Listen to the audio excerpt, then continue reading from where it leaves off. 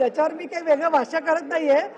आमच्या शंभूराजे शिंदेंची अशी इच्छा होती की डायरेक्टच आणावं, पण त्याच्यासाठी ते सगळं आसन जे आहे ते कापायला लागलं असतं, त्याच्यामुळे ते बरोबर झालं नसतं. ते जरा तिकडे जा, मी माझ्या बाहेर देऊन टाकायचं.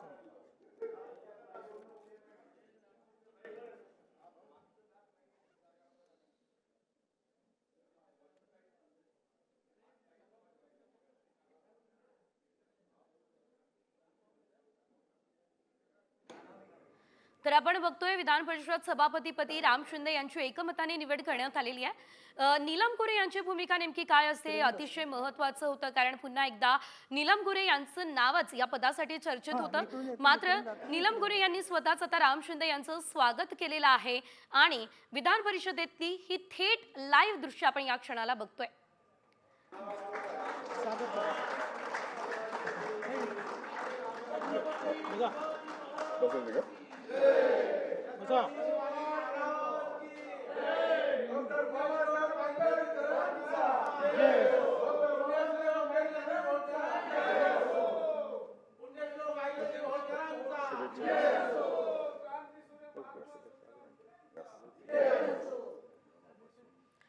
राम शिंदे यांना या ठिकाणी शुभेच्छा दिल्या जात असल्याचं आपण पाहिलं. अजित पवार, एकनाथ शिंदे आणि देवेंद्र फडणवीस हे तीनही महत्त्वाचे नेते या ठिकाणी उपस्थित होते. आणि आता विधान परिषदेच्या कामकाजाला राम शिंदे अर्थातच नवनियुक्त सभापती हे सांभाळणार आहेत.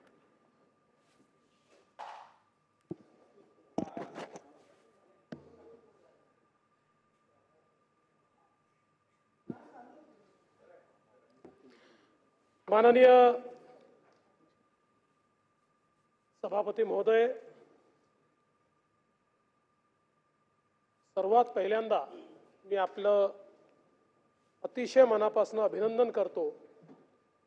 या सभागृहाने एकमताने प्राध्यापक राम भामाबाई शंकर शिंदे यांची सभागृहाच्या सभापतीपदी निवड केली.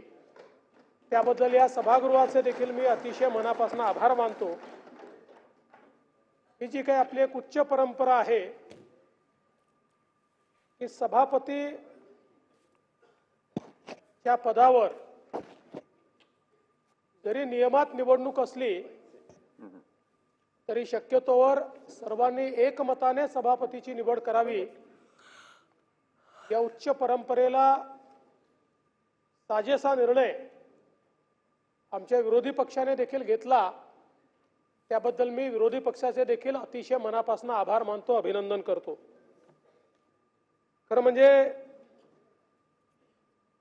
प्राध्यापक राम शिंदे हे सर आहेत, त्यामुळे क्लास कसा चालवायचा याची त्यांना निश्चितपणे सवय देखील आहे. यापूर्वी देखील प्राध्यापक नासर फरांदे एक सर होते की ज्यांनी क्लास योग्य प्रकारे चालवला. रामराजे वकीलही होते आणि प्रोफेसरही होते आणि मला विश्वास आहे की आपण तसंच अतिशय शिस्तीनं पण संवेदनशीलतेनं या सभागृहाचा कारभार चालवाल याबद्दल माझ्या मनामध्ये कुठलीही शंका नाही. खरं म्हणजे सभापती महोदय, शिक्षक म्हणजे ज्ञानाची अखंडपणे प्रज्वलित केलेली ज्योत असं आपण मानतो. आणि म्हणून शिक्षक हा जन्मभर शिक्षक असतो, तो शिकतही असतो आणि तो शिकवतही असतो. आणि म्हणून मला हा विश्वास आहे की या पदावर बसल्यानंतर आपण अनेक गोष्टी या सभागृहातनं ग्रहण कराल आणि आपल्या मुखातनं अनेक गोष्टी या सभागृहाने आणि पुढच्या अनेक वर्षापर्यंत समाजाने किंवा विधानमंडळाने ग्रहण करण्याच्या या त्या ठिकाणी बाहेर पडतील.